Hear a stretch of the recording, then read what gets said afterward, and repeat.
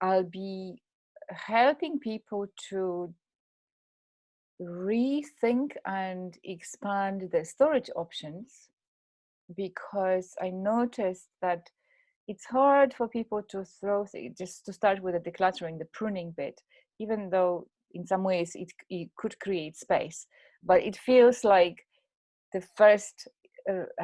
expectation is to lose stuff, and it's kind of a bit harsh. And on the other hand, I noticed that if I help people to rethink kind of, how they hold clothes, where they keep them, how they are laid out, and in particular how to expand the available space and available furniture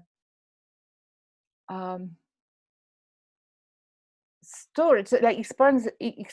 the storage capacity, so that then you feel that you can absolutely have enough, because there is so many shelves or drawers or rails that actually, if you then chose clothes to that capacity, you will feel you have enough. And also I teach people how to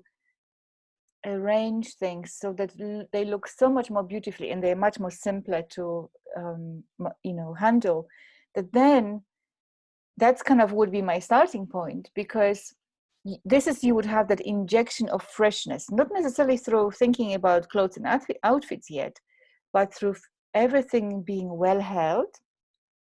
and you feeling, when you open the drawers or the doors in the morning, that already feels like,